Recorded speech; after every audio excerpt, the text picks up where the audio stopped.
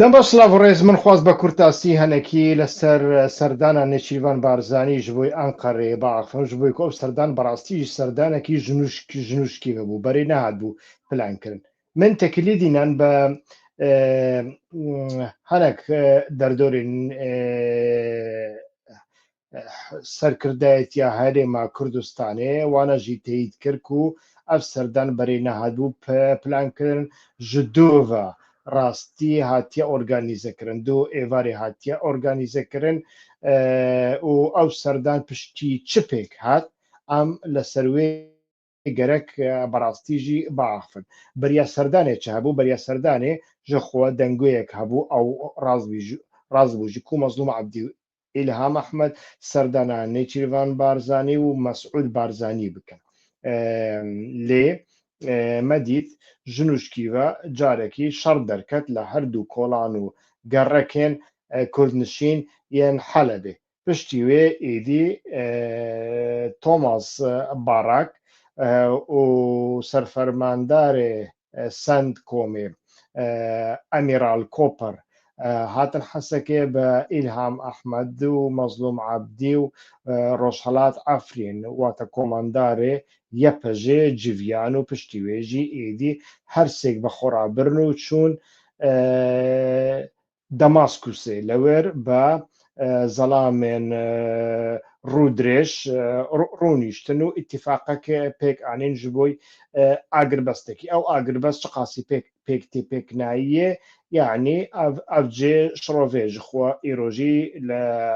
bendava Tişrînê de şer û pêkdadan hebû. Rastî dû êvarî em werin ser mijarê xwe. Yani ev serdan di wê demê de pêk nehat. Ji bo van meseleyan bi ihtimalekî mezin lê serdana Thomas Barak û Koper ji bo Hesekê û bi hev re çûna wan ji bo Şamê û bi xwe re birina dû jinan û beşdarî pêkirina wan li civînan de li muzakereyan de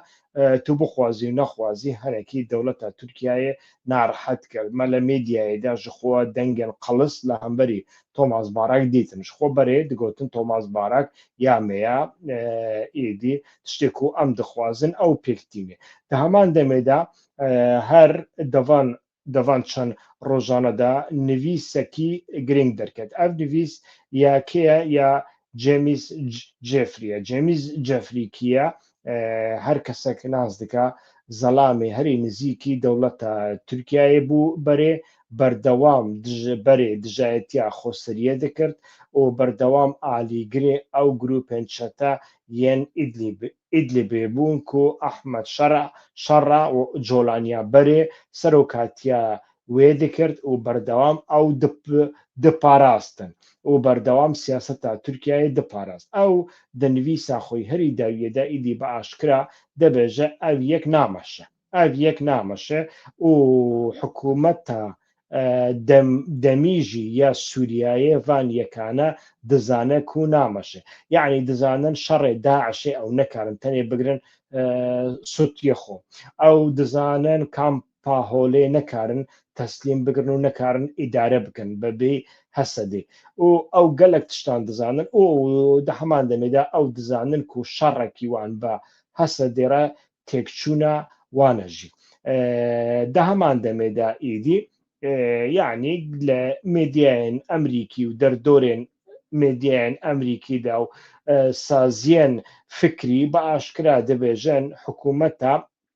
Sûriyeyê jî yani di vî warî de dîtinên wî hatine gordin. Yani hikûmeta Sûriyeyê eger heta dawiye guhdarê Tirkiye bike dikare guhdar bike û dikare Tirkiye jî bîne nav şerekî lê wê demê meşruiyet û rola dewleta Sûriyeyê di demê pêş de qet namîne. Yani dewleta Sûriyeyê temamen dibe maşeyek li destê Tirkiyeyê de ew jî İsraîlê narahet dike, Amerîka narahet dike û ji hemû jî girîngtir Siûdiya narahet dike. Yani Siûdiya vê yekê qebûl nake ku Tirkiye tenê rolekî wî hebe li Sûriyeyê ayînde de. Loma jî divê ew mesele bi avayekî dinê çareser bibin. Yani piştî van hemî bi zimane de xuya dike dewleta Tirkiye êdî ji ئەمریکایە ji تۆماس باراک بە تەمامەتی بێ هێوی بووە شخۆ بەرێ هێویاوان بە سند کۆمێدا قەت نەبوو ئەو ji بۆی ku van meselana pêk werin êdî berastiî Nêçîrvan Barzanî xistine dewrê yani dixwazin tiştê ku min bîstiye jî li derdorên Nêçîrvan Barzanî serdana wê girêdayê vê rewşeya ku niha li Sûriyayê derketiye êdî ew dixwazin li Sûriyayê gavek bêavîtin lê ew gav gavekî zêdetir gavekî Tirkiyeyî bî ne gavekî Emerîkayî bî ne gavekî İsraîlî bî ne gavekî Siûdî bî gavekî Tirkiyeyî bî lê ew gavê Tirkiyeyî jî pêk nayê ji bo ku mantiqa dewleta Tirkiye mantiqa wan e yani ew mantiqa wan jî modelekî ku ew dixwazin modelekî ku Tirkiye li Tirkiyeyê çend sal e dimeşîne êdî mumkîn nîne ne li Sûriyayê ne li dewletekî dinê li Rojhilata Navîn ku hilweşayiye û pêkhatiyên cuda têda hene pêk were yani lê binêre kîjan dewletên hilweşayî komî serhevdû bûye nebûye parça parça lê binêre Libya pêncî zêtir grup têda hene Yemen çar pênc grup têda hene ji xwe Lubnan berê da wisa ye Iraq lê binêre her tişteke lê dewlet nîne Sûriya jî heger ku bi wî rengî be yani çavê te lê be dewletekî merkezî sentralîst awtorîter unîter mîna Tirkiyeyê ji Sûriyeyê pêk were ev xeyalekî pir mezin e ev yek gerek bi avayekî nerin bi avayekî siyasî bi muzakere pêk were heger ku ev yek pêk nê êdî zehmet dibe di heman demê de tirsekî dinê dewleta Tirkiyeyê ew e ku Donald Trump êdî piştî ku li Xezeyê de siyaseta wî serket an jî henekî pêk hat herî kêm gava yani niha êdî îtîfaq îlan kirine di navbera heftê û 2 saetan de heger ku henekî gav bên avîtin ji her du aliyan de êdî Trump dibe berbijêr ji bo medalya Nobela Aştî êdî piştî wê çi dibe piştî wê mecbûr dibin êdî Emerîkî berê xwe bidin Sûriyeyê li Sûriyeyê re meseleya Durziyan berê xwe bidin ku du êvarê heta îro serê sibê şerekî mezin hebû di navbera her du aliyan de û meseleya hêzên Sûriyeyê Demokratîk çareser bikin her du alî jî yani mebestê min hikûmeta Sûriyeyê û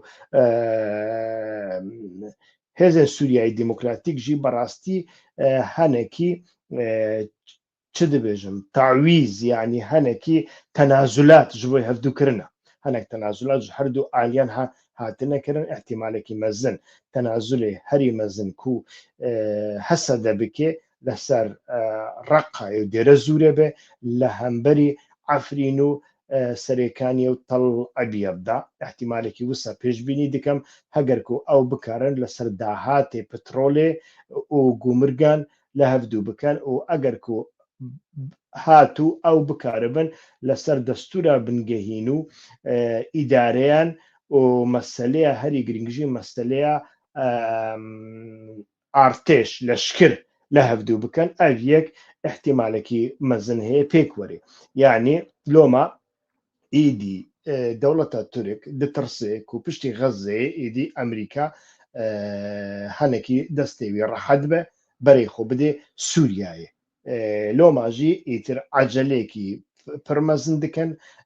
eceleya li bin eceleya wan wek min got ew me tirsî hene lê niha kartek destê wan de nemaye James Jeffrey wek min got wisa dibêje û Thomas Barak jî bi temametî üslûbê xwe ya berê dev jê berdaye êdî ka Nêçîrvan Barzanî ji wan re dikare çi bike çi neke em dê wê bibînin yani دو پێر لە کۆنفرانسا میری دا ku Nêçîrvan Barzanî êdî bi avayekî baş behsa pêşeroja Sûriyeyê kir got heqê wan hene ihtimalekî mezin heye xwaste be زمینە vەیەکی حازر بکە خۆ شیرن بکە لە هەمبەری هێزن سووریای دیموکراتیک خۆسەریا دیموکراتیک کو ئەو دخوازە مافێوان بەجێبینی و پێک بینێ داکو بکارە ڕەوشە ناوبژیوانکاریە دەیڤیواریدا دەناوبەرە تورکایە و هێزن سووریای دیموکراتیک ئامادە بکە ئیدی ئەم دەدەمێ دە سەعاتێن پێشدا دە ڕۆژێن پێشدا ئاگاهیە نود دەڤیواریدا بکەون دەستێمە ئەمێ و ئاگدار بکەن حتا بەرنمەیەکی دنێ سلااو ڕێز لە کەرەماخوا ئێمالیان مەکەن کەناڵەمە سوبسکرایب بکەن دۆست و هەواڵی خۆرە بشینن داکو ئەوژی سوبسکرایب بکەن دەم باش سلااو ڕێز